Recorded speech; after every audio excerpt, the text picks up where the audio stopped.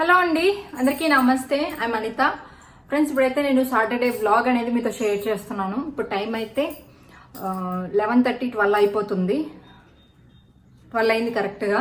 So ఇప్పుడు ఏంటి అంటే నేను వంట చేస్తున్నాను. అదేంటంటే నాకు కూడా కాకుండా మా అత్తయ్య వాళ్ళకి కూడా కలిపి చేస్తాను అనమాట. ఎందుకంటే అత్తయ్య హాస్పిటల్లో ఉన్నారండి. అంటే మా హస్బెండ్ వాళ్ళ నాన్నమ్మకి కొంచెం హెల్త్ బాగాలేదనమాట. సో ఒక 2-3 డేస్ నుంచి హాస్పిటల్లోనే ఉన్నారు. ఇంకా వాళ్ళు అత్తయ్య హాస్పిటల్లో ఉన్నారు కాబట్టి రాలేదు కదా, ఇంకా అందుకని చెప్పేసి వంట చేస్తున్నాను. సో నేనేంటంటే అత్తయ్యకి ఏదైనా వంట చేయాలంటే నాకు చాలా భయం, బట్ ఇప్పుడు తప్పనిసరి పరిస్థితులు కాబట్టి చేస్తున్నా. సో పప్పుచారు చేద్దాం అనుకుంటున్నా. ఇంకోటి ఏంటి అంటే దొండకాయలు ఉన్నాయి. సో దొండకాయ ఫ్రై అలా చేసి పంపిద్దామని చెప్పేసి అనుకుంటున్నా. మా హస్బెండ్ వెయిట్ చేస్తూ ఉన్నారు, అంటే ఫుడ్ తీసుకెళ్ళాలి అని చెప్పేసి. ఈ టైంలో కొంచెం డేంజర్గానే ఉందండి సిచ్యువేషన్ అయితే. ఎక్కడ హాస్పిటల్స్లో అడ్మిట్ చేసుకోవట్లేదు, ఇలా ఉందన్నమాట పరిస్థితి. బట్ ఏంటంటే మా వాళ్ళు అంటే మా రిలేటివ్స్లో కొంతమందికి డాక్టర్స్ అనమాట. సో వాళ్ళు కాబట్టి మనల్ని కాబట్టి జాయిన్ చేసుకున్నారు అనమాట. ఎందుకంటే కరోనా అలా కాదు, నార్మల్గా ఏజ్ ఉంది కదా, కొంచెం 85 అట్లా ఉంటాయి, 85 years ఉంటాయి. సో కొన్ని వీడియోస్లో మీరు కూడా చూసుంటారు, రీసెంట్గా కూడా కొన్ని వీడియోస్ పెట్టున్నాను. ఇంకా దానివల్ల ఏంటంటే తనకి కొంచెం హెల్త్ ఇష్యూ అయిందనమాట. ఇంకా అందుకని ఒక 2-3 days నుంచి హాస్పిటల్లో ఉన్నారు. ఇంకైతే నేను వంట స్టార్ట్ చేసేస్తాను, చూసేసేయండి. ఈరోజు వ్లాగ్ అయితే ఇదే. మీరు కనుక మన ఛానల్ని ఫస్ట్ టైం చూస్తున్నట్లయితే కింద రెడ్ కలర్లో సబ్స్క్రైబ్ బటన్ ఉంటుంది. సో తప్పకుండా సబ్స్క్రైబ్ చేసుకోండి. అండ్ వీడియో కనుక మీకు నచ్చితే తప్పకుండా లైక్ చేయండి. లైక్ చేయడం మాత్రం అస్సలు మర్చిపోవద్దు. ఇంకైతే స్టార్ట్ చేసేస్తాను. ఈరోజు సింపుల్గా కొంచెం రెసిపీస్ అనేవి కూడా షేర్ చేస్తాను, చూడండి. ఓకేనా? Thank you. ఫ్రెండ్స్, ఇక్కడైతే ఇంకా నేను అన్నీ కట్ చేసుకున్నమాట పప్పుచారు చేయడానికి. ఫస్ట్ అయితే కందిపప్పు కొంచెం లైట్గా ఫ్రై చేసుకున్నాను. అంటే పప్పుచారు మనకి పచ్చివాసన అలా రాకుండా బాగుంటుంది, డిఫరెంట్గా ఉంటుంది అనమాట టేస్ట్ అనేది. అందుకని కొంచెం అంతా ఫ్రై చేసుకొని దానిలో వాటర్ వేసుకొని ఒక 10 minutes నానబెట్టుకున్నాను. బాగుంటుంది నానబెట్టుకొని తర్వాత కడిగేసుకుంటున్నాను అనమాట. ఒక 2-3 times బాగా వాష్ చేసుకుంటున్నాను. సో నేనైతే ఈ ప్రాసెస్లో చేస్తానండి. నేను కానీ అత్తయ్య దగ్గరే నేర్చుకున్నాను అనమాట. యాక్చువల్గా ఇంతకు ముందు ఏంటంటే పెళ్ళికి ముందు మా అమ్మ ఓన్లీ ఎండుమిర్చి మాత్రమే వేశారనమాట పప్పు చారులో. నాకు తెలిసినంత వరకు కూడా పెళ్ళి అయిన తర్వాత అత్తయ్య వాళ్ళ దగ్గర చూశాను పచ్చిమిర్చి వేసుకోవడం అనేది. అంతకు ముందంతా కూడా ఎండుమిర్చితో చేసేవాళ్ళు అనమాట నాకు తెలిసి. సో ఇక్కడ ఏంటి అంటే కందిపప్పు వాష్ చేసేసుకున్నాము కదా. ఫస్ట్ అయితే పచ్చిమిర్చి, తర్వాత ఒక 2-3 టమాటాలు ఉంటాయి కదా బాగా పండినవి, అవి వేసుకున్నాను. ఒక హాఫ్ ఆనియన్స్ కూడా వేసుకున్నాను. టేస్ట్ బాగుంటుంది, ఇలా కూడా ఉడికించుకుంటే కూడా టేస్ట్ డిఫరెంట్గా ఉంటుంది.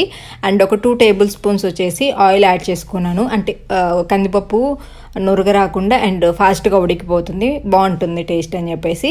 అండ్ తర్వాత కొంచెం అంత పసుపు యాడ్ చేసుకొని తగినన్ని వాటర్ పోసుకొని, పప్పుచారు కాబట్టి కొంచెం వాటర్ ఎక్కువగానే యాడ్ చేసుకోవాలి. సో ఇప్పుడు ఏంటంటే దీన్ని కుక్కర్ పెట్టేస్తాను అనమాట. మనకి పప్పుచారు అయితే రెడీ అయిపోతుంది. అండ్ నెక్స్ట్ ఇక్కడ ఏంటి అంటే దొండకాయ ఫ్రై చేస్తానండి. నార్మల్గా ఏంటంటే నేను దొండకాయల్ని రౌండ్గా కట్ చేసుకొని కొంచెం అంత ఉప్పు వేసుకొని ఉడికించుకొని తర్వాత కొంచెం ఫ్రై చేసుకుంటాను. బట్ నేను ఏంటంటే కొన్ని మ్యారేజెస్కి అలాంటివి వాటికి వెళ్ళినప్పుడు కొంచెం డిఫరెంట్గా ఉంటుంది కదా, ఫ్రై లాగా చేసి పకోడీ అంటారా ఏదో సంథింగ్ చేసి పెడతారు, అది నాకు బాగా అనిపించింది. సో ఓకే, దొండకాయలు ఉన్నాయి కదా, ట్రై చేద్దాము, ఒక డిఫరెంట్గా ఉంటుందని చెప్పేసి ట్రై చేశాను. సో దానికోసం అని చెప్పేసి దొండకాయలని బాగా వాష్ చేసుకున్నాను. నెక్స్ట్ ఏంటంటే ఈ విధంగా 4 ముక్కలు వచ్చేలాగా కట్ చేసుకుంటాను అనమాట. ఒక దొండకాయని కొంచెం లావుగా వస్తే ఇంకొక ముక్క కట్ చేసుకుంటున్నాను. సో దీని ఏంటి అంటే డీప్ ఫ్రై చేసేసుకోవడమే అండి, మనకి ఇంకేం లేదు. అండ్ ఈ వ్లాగ్ వచ్చేసి సాటర్డే రోజు అండి, సాటర్డే ఆఫ్టర్నూన్ వ్లాగ్ అనమాట. సో తర్వాత నుంచి మీకు ఇంకా వ్లాగ్స్ వస్తూ ఉంటాయి, చూడండి. సో ఈ విధంగా దొండకాయలన్నింటినీ కూడా ఫస్ట్ ఇందులో వేసేసుకొని బాగా వాష్ చేసేసుకున్నాం కాబట్టి ముందే, ఇప్పుడైతే వాష్ చేయాల్సిన అవసరం లేదు. అంతకుముందు తాగానే నేను ఏంటంటే పసుపు వేసి సాల్ట్ వేసి కొంచెం క్లీన్ చేసుకున్నాను. అండ్ నెక్స్ట్ మళ్ళీ కూడా ఇప్పుడు చేసే ముందు వాష్ చేసుకున్నాను కాబట్టి ఇంకేం అవసరం లేదు. నెక్స్ట్ ఇక్కడ ఏంటంటే కొంచెం పసుపు అండ్ కొంచెం కారం లైట్గా వేసుకోనండి, అంతే. సో ఏంటంటే దొండకాయ 65 అలా అనిపించింది. తర్వాత కొంచెం అంతా కార్న్ఫ్లోర్ ఉంటుంది కదా, మొక్కజొన్న పిండి, అదొక 2 tablespoons వేసుకున్నాను. సో పకోడీ కదా అని చెప్పేసి. ఇదైతే నేను రెసిపీ చూడలేదండి, చూసి చేసుంటే బాగుండేదనమాట. నాకేంటంటే కొంచెం తొందర ఎక్కువ. సో అది చూసి ఇందంతా ఎందుకులే, అర్థమైపోతుంది కదా ప్రాసెస్ అని చెప్పేసి వీడియో చూడకుండా చేసేసాను. తర్వాత ఏంటంటే ఒక 2 tablespoons కార్న్ఫ్లోర్, 2 tablespoons వచ్చేసి బియ్యం పిండి, తర్వాత ఒక 2 tablespoons శనగపిండి, ఈ 3 వేసుకున్నాను అనమాట. పసుపు, ఉప్పు, కారం. అన్నీ తెలిసిపోయాయి కదా, ఈ విధంగా వేసుకొని మంచిగా మిక్స్ చేసుకుంటున్నాను. అండ్ లైట్గా ఫుడ్ కలర్ ఉంటుంది కదా, అది కూడా యాడ్ చేసుకున్నాను. కలర్ మంచిగా వస్తుంది, అక్కడ అలానే ఉంటుంది కదా అని చెప్పేసి అది కూడా ట్రై చేశాను అనమాట. సో ఈ విధంగా దొండకాయ నాకేంటంటే దీని రిజల్ట్ ఎలా ఉంది అనేది నేను లాస్ట్లో చెప్తాను. అండ్ దానికి ఏంటంటే నేను చేసిన మిస్టేక్ ఏంటి అనేది కూడా మీరు నాకు కామెంట్స్లో చెప్పండి. తప్పకుండా నేను నెక్స్ట్ టైం కన్ఫర్మ్గా ట్రై చేసి సక్సెస్ఫుల్గా చేయాలి ఈ రెసిపీ అయితే.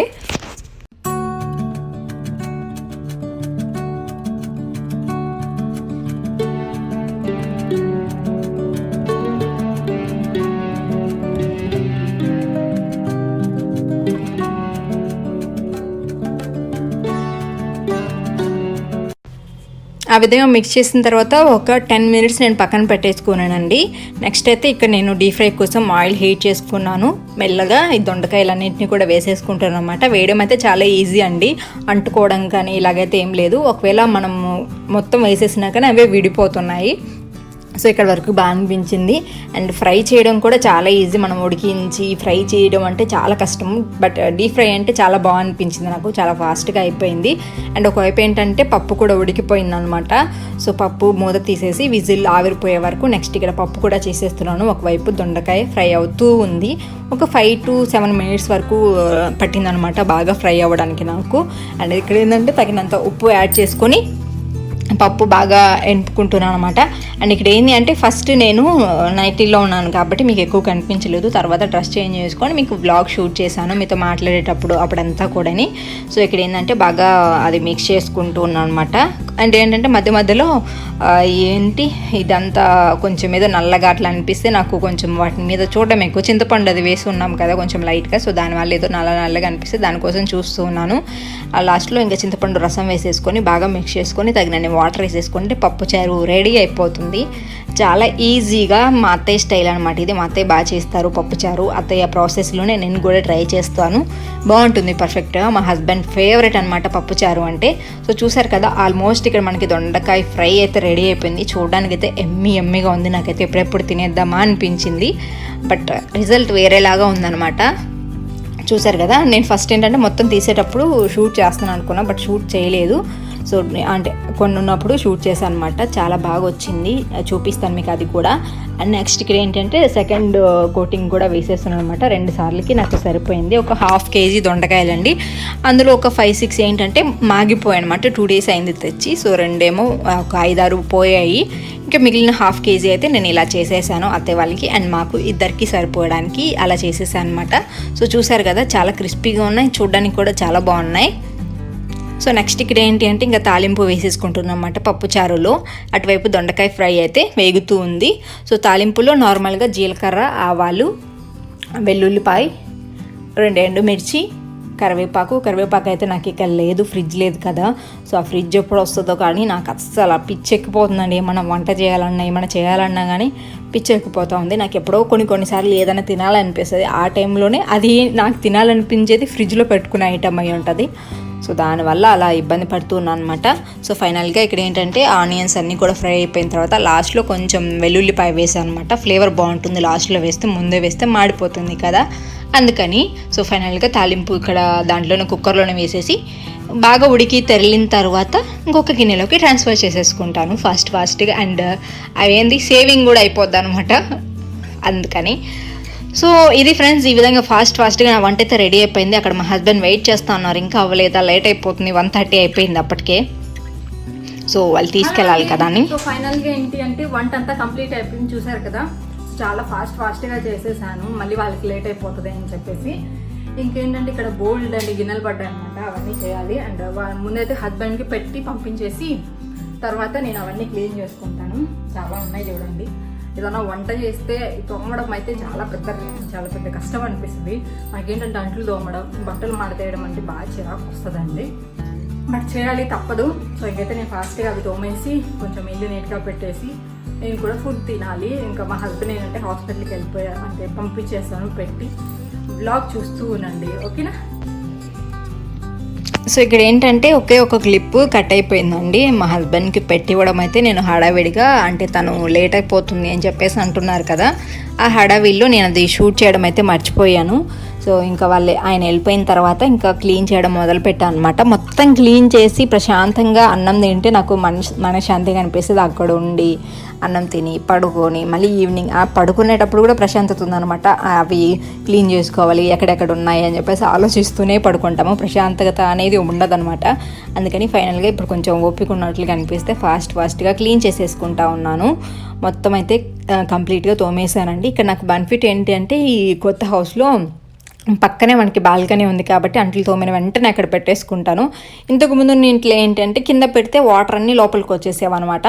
సో దానివల్ల ఏంటంటే కింద పెట్టలేకపోయినాయి, కౌంటర్ టాప్ మీద అడ్డంగా ఉంటే ఏదో అనిపించేసేది అనమాట. సో అలాంటి తోమిన వెంటనే సర్దేలేం కదా, కొంచెం ఆరిన తర్వాత సర్దుకోవాలి. సో ఇక్కడ ఏంటంటే అక్కడ పెట్టేస్తే ఒక 1 అవర్కి ఆరిపోయిన తర్వాత సర్దేసుకుంటున్నాను. అంటే కౌంటర్ టాప్ కూడా నీట్గా కనిపిస్తుంది. అది నాకు బాగా నచ్చింది అనమాట. ఇక్కడ ఏంటంటే ఫైనల్గా గ్యాస్ కూడా క్లీన్ చేసేసుకుంటున్నాను. ఎంత మనశ్శాంతిగా ఉందంటే కిచెన్ అంతా సర్ది పెట్టేస్తే అంత మంచిగా ఉంది. అండ్ ఏంటంటే నేను అన్నం కొంచెమే వండానండి. అంటే మా హస్బెండ్ రాకముందే కడిగి పెట్టేసాను అనమాట. ఒక 2 గ్లాసెస్ ఏమో. ఇంకా మా వాళ్ళకి అందరికి కావాలి కదా, వాళ్ళకి పెట్టించేసి నేను నెక్స్ట్ ఇంకా అన్ని కర్రీస్ ఉన్నాయి కదా నేను వండేసుకుంటానులే అని చెప్పేసి నేను మళ్ళీ సపరేట్గా వండుకున్నాను. ఇంకా మిగిలిన కొన్ని అంట్లు ఉంటే అవి కూడా క్లీన్ చేసేసుకున్నాను అనమాట.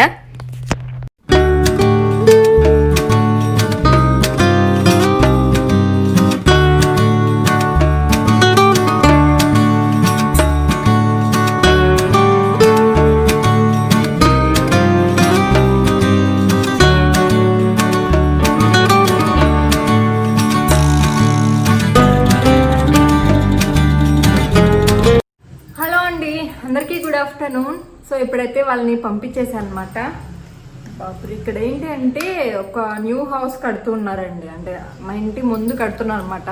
సో ఈ గోలకి ఏంటంటే ఏదన్నా వీడియో షూట్ చేద్దామన్నా హెడేక్ వచ్చేస్తా ఉంది, అంత విసుగు వస్తుంది అనమాట. ఇప్పుడు జేసీబీ, ట్రాక్టర్లు, గోల పిచ్చెక్కిపోతుంది నాకైతే. ఇంకేమైనా వాయిస్ ఓవర్ ఇవ్వాలన్నా కానీ ఈ గోల ఎక్కువైపోతుంది. అందుకని ఈ మధ్య అసలు వీడియో షూట్ చేయాలన్నా అండ్ ఎడిట్ చేయాలన్నా కానీ చాలా కోపం వచ్చేస్తుంది. సో ఫైనల్గా వాళ్ళిద్దరిని అయితే మా హస్బెండ్ అయితే పంపించేశాను. ఆ క్లిప్ షూట్ చేద్దాం అనుకున్నా కానీ కుదరలేదనమాట. సో పప్పుచారు అండ్ దొండకాయ ఫ్రై చేసేసాను. దొండకాయ ఫ్రై అయితే బాగానే ఉందండి. బట్ నాకేంటంటే కొంచెం క్యాటరింగ్ స్టైల్లో చేద్దామని చేశాను ఫస్ట్ టైం నేను చేయడం వల్ల. సో జెన్యున్గా చెప్తున్నా, అది కొంచెం పుల్లగా అనిపించింది. ఎందుకో నాకు తెలియదు. వాళ్ళు ఏమైనా కొంచెం ఉడికించి చేస్తారేమో నాకు ఐడియా లేదు కానీ బట్ పుల్లగా అనిపించింది. తినడం కొంచెం కష్టమైంది. పప్పుచారులు కాబట్టి అడ్జస్ట్ అయిపోయాము. నేను కూడా ఇప్పుడే లంచ్ చేసేసాను. లంచ్ చేసేసి ఇంకా మీతో మాట్లాడి వ్లాగ్ ఎండ్ చేద్దామని చెప్పేసి వచ్చాను. మా హస్బెండ్ అయితే తను తినకుండా వెళ్ళిపోయారు అనమాట. నేను మార్నింగ్ లేట్గా తిన్నా కదా అని చెప్పేసి వెళ్ళిపోయారు. ఇచ్చేసి వస్తాను, వాళ్ళకి లేట్ అయిపోతుంది అని చెప్పి వచ్చేసారనమాట.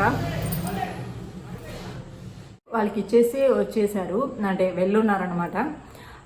ఇంకా నేను చేసిన వంట మా అత్తయ్యకి అసలు నచ్చదు. తిన్నారు కూడా నాకు తెలిసి.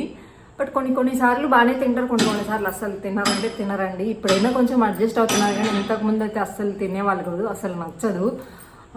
తను అత్తయ్య ముందు చేయాలంటే ఇంకా భయం అనమాట నాకు. ఆల్మోస్ట్ చాలా బ్లాగ్స్లో షేర్ చేసుకున్నాను. బట్ ఈరోజు కూడా ఎందుకు మాట్లాడుతున్నాను కాబట్టి అలా షేర్ చేస్తున్నాను అనమాట. మా అత్తయ్య మనస్తత్వం ఇలా ఉంటుందని చెప్పేసి. ఇంకా మిగిలిన వాటన్నింటిలోనూ చాలా బాగుంటుందండి. బట్ తనకేంటంటే వంట చేసినా ఇంట్లో పని చేసినా పర్ఫెక్ట్గా ఉండాలి.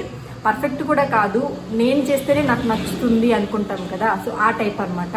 ఇప్పుడు నేను చేసిన వంటే నాకు నచ్చుతుంది, నేను చేసిన పనే నాకు నచ్చుతుంది, నేను ఉతికిన బట్టలే నాకు నచ్చుతుంది, ఆ టైప్ అనమాట. ఏదైనా కర్రీ చేశాను అనుకోండి, సో అక్కడ ఉన్నంత వరకు చూస్తారు. అలాగే అంతా చేసేసిన తర్వాత ఇలా ఎవరైనా చేస్తారా అని చెప్పేసి అదొక ఎక్స్ప్రెషన్. ఆ ఎక్స్ప్రెషన్కి బాధ వచ్చేస్తుంది. సో ఇలాంటివన్నీ షేర్ చేసుకోవడానికి రీజన్ ఏంటి అంటే నేనైతే ఏదో అబద్ధాలు చెప్పేసి ఏదో గాసిప్స్ క్రియేట్ చేసేసి బ్యాడ్ చేయాలనో గుడ్ చేయాలనో ఏం లేదండి. జస్ట్ నా ఎక్స్పీరియన్స్ని నేను మీతో షేర్ చేసుకుంటున్నాను. సో ఏదైనా కానీ ఓపెన్గా మాట్లాడి ఓపెన్గా ఉంటే ఆ ఫ్యామిలీ అంటే ఆ రిలేషన్లో కావచ్చు, దేంట్లో అయినా కానీ ఏ గొడవలు రావు. సో ఫస్ట్లో ఏంటంటే నేను ఓపెన్ మైండ్ ఉండేదాన్ని.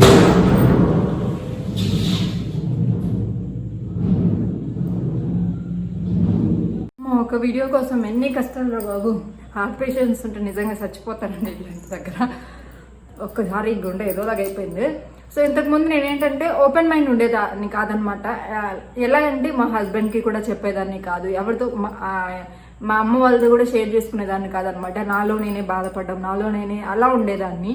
బట్ అంటే నాకు అప్పుడు చిన్న ఏజ్ కదా, సో అలా ఉండేదన్నమాట. తర్వాత వచ్చే కొంచెం అలవాటు చేసుకొని ఇలా ఉండాలి, ఇలా మాట్లాడాలి. మనకి ఏదైనా నచ్చకపోతే అది డైరెక్ట్గా చెప్పుకోవాలి, చెప్తేనే ఎదుటి వాళ్ళకి తెలుస్తుంది అని చెప్పేసి అలా అన్న తర్వాత కొంచెంగా ఓపెన్గా మాట్లాడడం ఇలా ఉండేసరికి నా ప్రాబ్లమ్స్ అన్నీ క్లియర్ అయిపోయాయి. సో ప్రెసెంట్ అయితే మేము చాలా హ్యాపీగా ఉన్నాం. మీరు కూడా వీడియోస్లో చూస్తూనే ఉంటారు.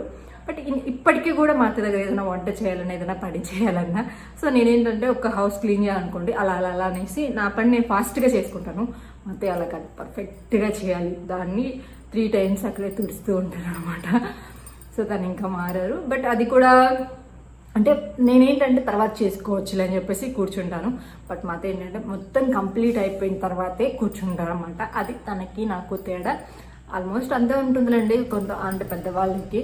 సో దీని ద్వారా నేను ఏంటంటే ఎవరినో బ్యాడ్ చేయాలని ఎవరినో గుడ్ చేయాలని కాదు, జస్ట్ నా ఎక్స్పీరియన్స్ని నేను మీతో షేర్ చేసుకుంటున్నాను. దీనివల్ల ఎవరికి ఎటువంటి హాని కలగదని నాకు తెలుసు. అండ్ మా అత్తయ్య వాళ్ళు కూడా నన్ను బ్యాడ్గా ఏమో అనుకోరు, మంచిగానే రిసీవ్ చేసుకుంటారు అనమాట. ఓకే నిజమే కదా తను చెప్పింది కూడా, ఎంత వయసు వచ్చినా కానీ వాళ్ళకి కొన్ని తెలియవు, మనకి కొన్ని తెలియవు. అలా కొన్ని మిస్టేక్స్ అనేవి జరిగిపోతూ ఉంటాయి. నా దగ్గర ఏం మిస్టేక్స్ జరిగాయి అని చెప్పేసి మీతో షేర్ చేసుకుంటున్నాను. అంతే, బ్యాడ్గా అయితే ఏం తీసుకోరు. అంటే ఆలోచించే వాళ్ళు బ్యాడ్గా తీసుకోరు, ఆలోచించకుండా నార్మల్గా ఒక ఏమంటారు, సో ఏదో కొంత బ్యాడ్గా ఆలోచించే వాళ్ళు ఏది చేసినా వాళ్ళకి బ్యాడ్ అనే అనిపిస్తుంది. సో ఎలా ఆలోచిస్తే అలా మనకి ఉంటుందన్నమాట. ఓకేనా? Thank you friends. ఈ బ్లాగ్ ఇంత టర్న్ చేస్తున్నాను. బ్లాగ్ కనుక మీకు నచ్చితే తప్పకుండా లైక్ చేయండి, షేర్ చేయండి, కామెంట్ చేయండి. షేర్ చేయడానికి ఏం లేదులేండి, జస్ట్ లైక్ చేయండి, సబ్స్క్రైబ్ చేసుకోండి. మంచిగా ఎంటర్టైనింగ్ బ్లాగ్స్, డిఫరెంట్గా టాపిక్స్, గోల్డ్ డిజైన్స్ ఇవన్నీ కూడా వస్తూ ఉంటాయి. ఓకేనా? ఈ బ్లాగ్ ఇంత ఎండ్ చేస్తున్నాను. మరొక వీడియోతో మళ్ళీ కలుస్తున్నాను. అంతకు బై, టేక్ కేర్.